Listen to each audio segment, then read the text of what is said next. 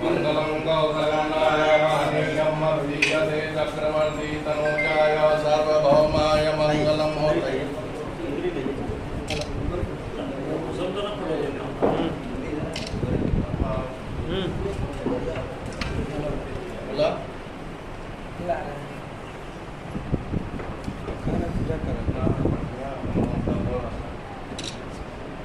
बस इस 100 को यहाँ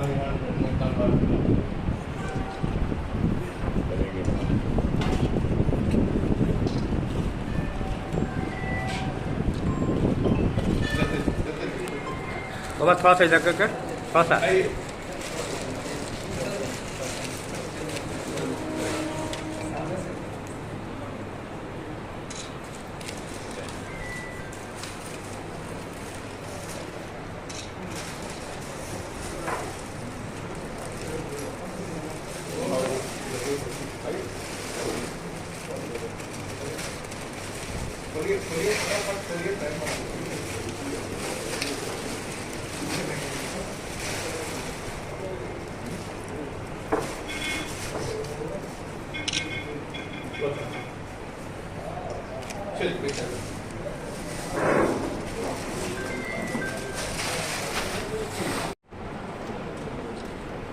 गंगा आदि सभी नदियों का ध्यान।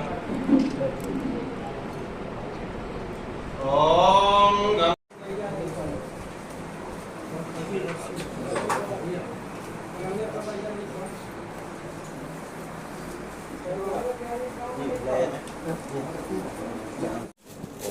भो दीपक देव स्वरूप त्वं कर्म साक्षी हया विघ्नकृत यावत पूजा करिष्यामि तावत त्वं सुस्थिरो भव।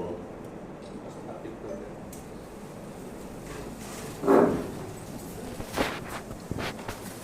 जल गिरा दीजिए।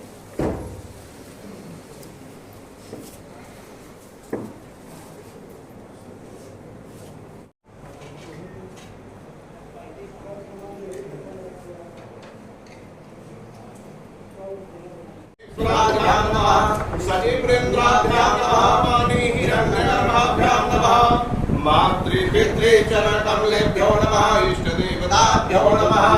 कुल देवताभ्यो नमः। ग्राम देवताभ्यो नमः। स्थान देवताभ्यो नमः। सर्वेभ्यो देवेभ्यो नमः। सर्वेभ्यो देवीभ्यो नमः। अस्मद्गुरुभ्यो नमः। सिद्धि बुद्धि सहिताय श्रीमन्महागणाधिपतये नमः। दीप दीजिए।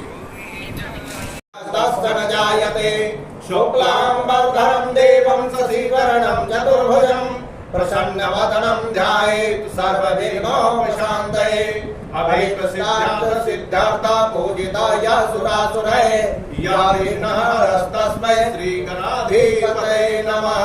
संस्कृतीनां भवने स्वलक्ष्मी पापात्मजां कृतधियां हृदये सुबुद्धिं श्रद्धा सदां कुलजन प्रभवस्य लज्जाम्। सर्वमंगल्ये शिवे सर्वार्थ साधिके शरण्ये त्र्यंबके गौरी नारायणी नमोस्तुते। भोदीप देव स्वरूप त्वं कर्म साक्षी हया विघ्नप्रीत यावत पूजा करिष्यामि तावत त्वं सुस्थिरो भव। इनको पहले बस स्थापित कर देना। हम देख लेते नहीं।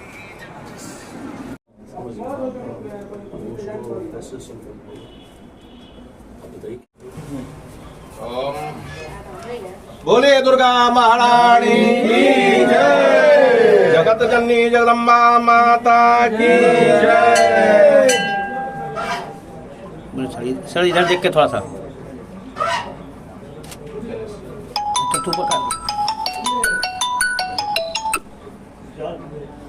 तो एक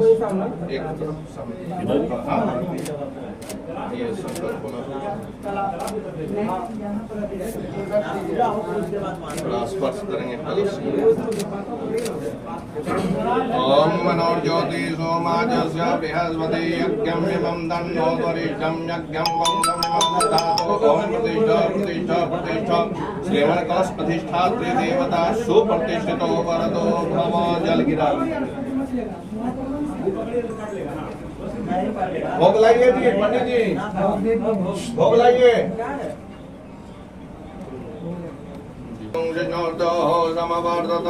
पाद्भ्यां भूमिर्दिशः श्रोत्रादधान् मोबाइल पीछे करना। अकल्पयन्।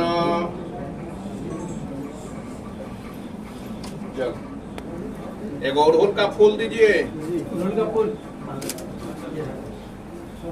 ये भोग में डाल दीजिए।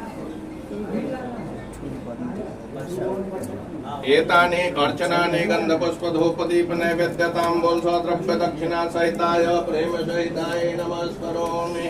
जल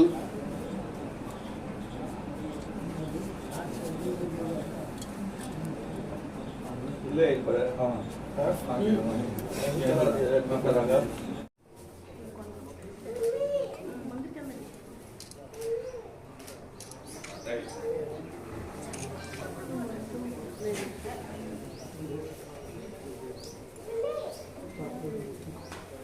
ओम वनस्पतिरसोदभूतो गन्धारयो गन्धोद्धमाग्रय सर्वदेवीनां गोपोऽयं प्रतिगृह्यतामः हिरण्यवर्णं हरिणीं स्वर्णरजतं चन्द्रं हिरण्यमयं जातवेदो तामयावहजातवेदो लक्ष्मीमनपरायणे यस्यां हिरण्यं लिङ्गेयं गामश्वपुरुषाणः अश्वपूर्वं दत्मद्यामस्ति नाम प्रबोधिने श्रियं देवी। इस बार चिराग पास आ रहे हैं, हर साल आते हैं, क्या मनोकामना लेके आते हैं? सर्वप्रथम तो आपको और संपूर्ण जगत को इस चैत्र नवरात्र का शुभारंभ और इस सनातन धर्म की वर्ष का शुभारंभ पर बधाई है। मेरी मनोकामना है कि बाबा योगेश्वरनाथ इस संपूर्ण जगत का कल्याण करें, माता रानी संपूर्ण जगत का कल्याण करें। ये आपने बात सही कहा कि चिराग पासवान जी आए, पूजन को किए, वो उनका दैनिक हर वर्ष की भांति इस साल भी आए हैं। पिछले कई वर्षों से इस चैत्र नवरात्र में यहाँ आकर और भगवान योगेश्वरनाथ से प्रार्थना, माता रानी से प्रार्थना, दक्षिणेश्वरी काली से प्रार्थना वो करते हैं। उसी के संदर्भ में वो आए थे, कलश स्थापना किए हैं। क्या उनको मनोकामना क्या है उसका? जिस बार किए उस बार उनका सफलता मिली, एक बार किए वो सांसद बन गए, सांसद 5 सांसद जीत गए। इनका कितनी जागरूक है इन पर? देखिए, उन्होंने तो इसके पहले भी, आप तो आज पूछ रहे हैं, फिर से मैं बता रहा हूँ कि कई बार उन्होंने इस मंदिर कैंपस से, इस मंदिर के पास से और सभी न्यूज़ चैनलों को बताया है कि जो भी आज मैं हूँ बाबा योगेश्वरनाथ की कृपा से हूँ, महादेव की कृपा से हूँ, माता रानी की कृपा से हूँ। और ये बात भी सत्य है कहीं ना कहीं कि इनकी आशीर्वाद उन्हें लगी है और लगती है। और इस साल चुनावी साल है, चुनावी वर्ष है, तो इस साल तो उनके लिए और भी विशेष है। तो उसका एक तरह से ये शंखनाद है। उन्होंने यहाँ आकर के इनके पास अर्जी डाली है और ये सुनेंगे, हमारी ये विश्वास है। कामना पहली बात वैसे बताई नहीं जाती, बिहार फर्स्ट, बिहारी फर्स्ट की सोच के साथ निकला हूँ। ऐसे में बस कामना करता हूँ कि मेरा प्रदेश, मेरे प्रधानमंत्री जी ने जो संकल्प लिया है कि 2047 तक भारत एक विकसित देश बनेगा, उसमें सबसे विकसित राज्यों की श्रेणी में मेरा प्रदेश बिहार है। ये कामना करता हूँ जो जिम्मेदारी प्रधानमंत्री जी के द्वारा खाद्य प्रसंस्करण विभाग की मुझे दी गई है, उसमें अपनी जिम्मेदारियों को पूरा कर सकूँ। चुनावी वर्ष लोक जनशक्ति पार्टी रामविलास बेहतरीन प्रदर्शन करे, ये कामना करने यहाँ आया हूँ। और बस माता रानी महादेव का आशीर्वाद हमेशा मुझ पर, मेरे परिवार, हमारे प्रदेश, हमारे देश पर बना रहा है। सर, वक्फ बोर्ड को लेकर जिस तरीके से हो रही है, लोग कह रहे हैं आप एनडीए में हैं, क्या स्वस्थ करेंगे यहाँ के मुसलमानों के लिए? लोग कह रहे हैं कब्रिस्तान छीन जाएंगे, कब्र छीन जाएंगे। भाई मैं मंदिर के प्रांगण में हूँ, राजनीतिक ज़्यादा कोई चर्चाएं नहीं करूँगा, बट हाँ मुझे लगता है जितनी चर्चा होनी थी इसके लिए प्रधानमंत्री जी के द्वारा एक कमेटी का गठन कर दिया गया। जेपीसी में हर राजनीतिक दल को अपनी बातें रखने का मौका मिला है और यही हम लोग की चाहत भी थी कि जितने भी स्टेक होल्डर्स हैं कम से कम उनको अपनी बातें रखने का मौका मिले। अब अगर इसके बाद अगर संसद में अगर ये आता है तो वहाँ पे पार्टी की तरफ से पुनः अपनी बातें हम लोग रखेंगे। अमित शाह बिहार दौरे पे है, क्या कहेंगे अमित शाह? स्वागत करता हूँ, हमारे देश के गृह मंत्री हैं।